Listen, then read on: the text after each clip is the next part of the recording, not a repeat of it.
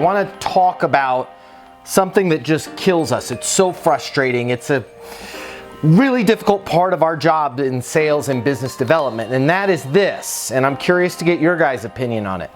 We've got a great idea, we've got a great product, a great service, we work for a great company, ourselves, we're awesome. We know we can help this client, this prospect, this customer.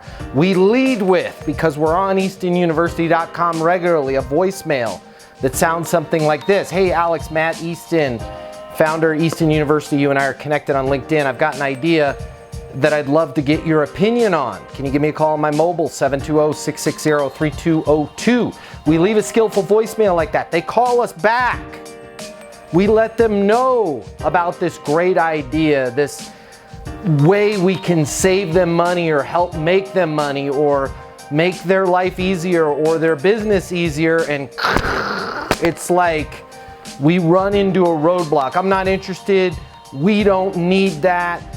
But you know they do. Who wants to unmute themselves and tell me why you think that is, that so often us as salespeople will reach out to somebody with an idea of how, let's say we can increase their revenue by 17%. We let them know that idea, and all of a sudden we get all of this pushback. Why do you think our prospects push back on us on these ideas? And then I'm going to give you a way that we can maybe solve that problem. Today it happens to me a lot. Good morning, everybody. I believe that it's either out of fear, just basically fear. And one of the things that I've been watching on the videos, especially on the power of communications and the perfect phone call, is that the 95% of the regular amateur approach has already burned that bridge. I believe that's my take on the matter. I like that. We got Alex has got fear. They're a burn victim, right? They've how many calls do they receive every month from salespeople saying some derivation of I can save you 17%? Does anybody else have anything you want to add to that besides fear and they're a burn victim? I don't think sometimes people want to stir the waters. Sometimes leaving things the way they are is the safest option for people. Yep, status quo I'd call that. Bob, would you say fair enough on status quo? Great, so we've got fear, we've got their burn victims, they don't want to stir the water, status quo. Let me show you something that I think will help all of us today, okay? This dot right here, if you can see it, that's us, okay? This dot right here is our prospect, our client, our customer.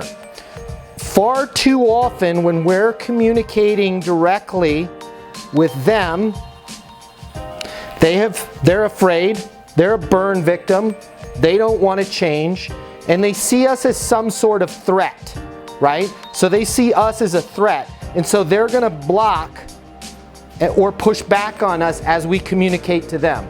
Here's the idea that I want to give you guys today, right here, right now. And I'm not saying this is wrong, this bi-directional, you to them. Hey, I've got an idea I want to get your opinion on. Hey, I think we could save you 17%, allow you to bill more to your clients and get paid more, whatever the situation is. But oftentimes when we're presenting these ideas directly, because of fear, because they're a burn victim, because they don't want to change, they push back.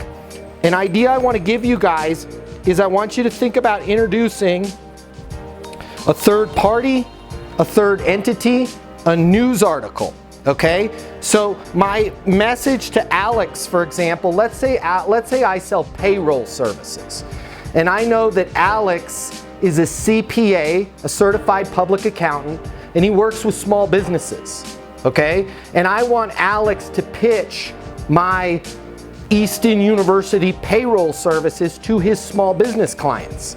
Hey Alex, Matt Easton with Easton University Payroll Service. Hey, I've got an idea.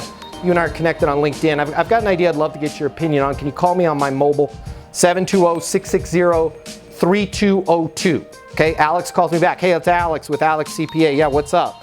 Hey, so what we're finding is we can save CPAs like you 17% of the work that you're doing that you're not currently getting paid for. I can help you with that and help you get paid for that. Oh, I'm all good. We're all set, Matt. Thanks for calling. See you on LinkedIn. Bye. Right? All kinds of resistance. But if I introduce a third party, Let's say it's a news article from the National Association of Public Accountants website. National Association Public, NAPA, I just made that up, right? So I call Alex with the same voicemail. Hey Alex, Matt, Easton Payroll, you and I are connected on LinkedIn. I've got an idea I'd love to get your opinion on. Can you call me on my mobile, 720-660-3202. Alex now calls me back.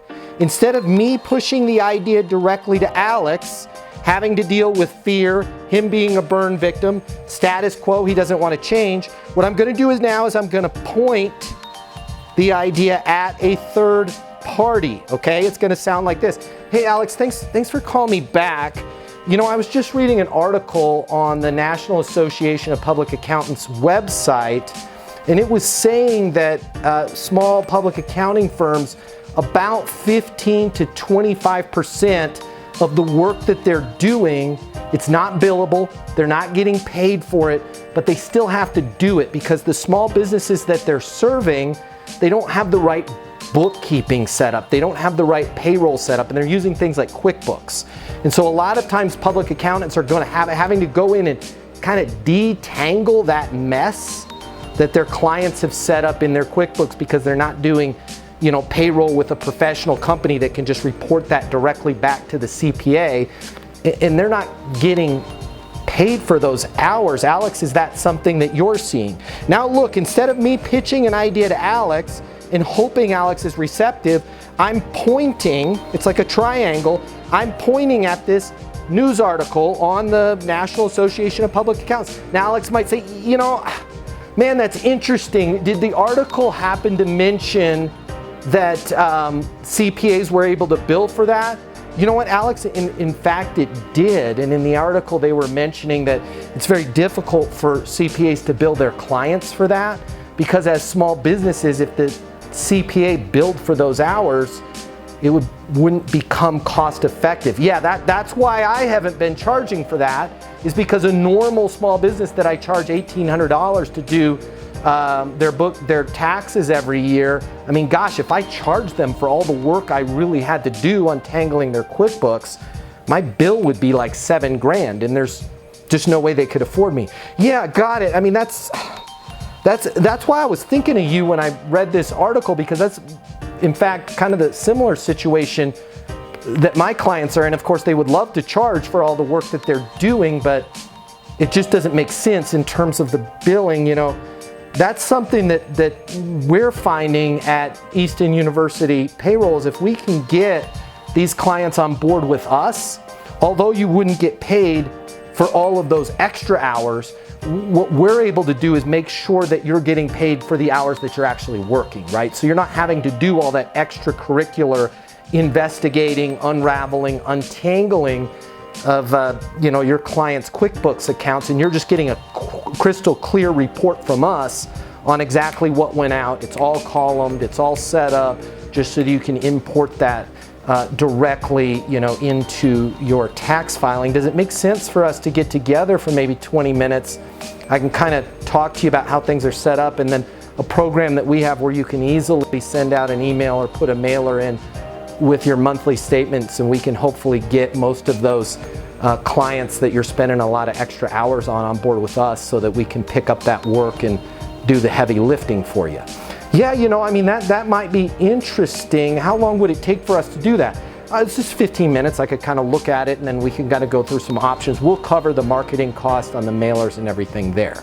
Do you notice how when you bring up an idea with somebody, even though it was the same idea, hey Alex, about 15 to 25% of the work that you're doing, you're not getting paid for. Oh yeah, I am. I get paid for everything that I'm doing. When I directly bring an idea to a client, because they're afraid, because they're a burn victim, because they don't want to change, they're inherently going to push back on me. But if we point this at a news article, hey, I just read an article in this journal, I just saw something, I just attended an event that found that advertising companies are blank, blank, blank, right?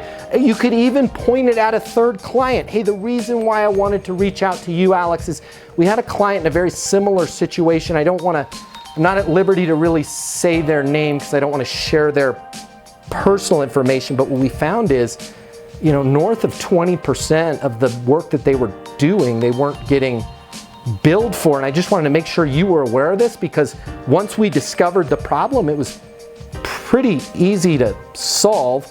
Does it make sense for me to kind of walk through what we did for them and see if you're seeing some of these things? The more you can point your ideas at a third party, client, association, article that you read, event you attended, the more receptive that client is going to be to your ideas. The world of sales has completely changed. Today's customer has access to more information. Today's customer has more choices. The business world needs you. Studies have shown that 84% of salespeople fail to achieve their goals. The old sales training, well, it just doesn't work today. I'd like to teach you how to take the stress out of selling in a way that's meaningful to you and your customers and get you 7 times more business. I'll show you how the perfect sales process works. I'm gonna walk you through everything from prospecting to closing the deal. I'm gonna show you how to determine your prospects' wants and their needs so you can build value in your solutions. You will learn how to handle any objection or complaint. I'm gonna show you how to connect with your customer so it's easy for them to buy from you. I've taught the best companies in the world and thousands of people just like you how to hit their targets. Selling is complicated. I'll simplify it for you. There's more competition than ever before. I'm gonna show you how to be number one. All of a sudden, your career is gonna make perfect sense, even if you've never worked in sales or the corporate world before. And for the advanced sales professionals, I'm gonna show you how to take things to the next level. Easton University is a new, simple, step-by-step process that's effective in any industry, large or small. You are about to become a certified master sales consultant. I'm Matt Easton, and this is Easton University.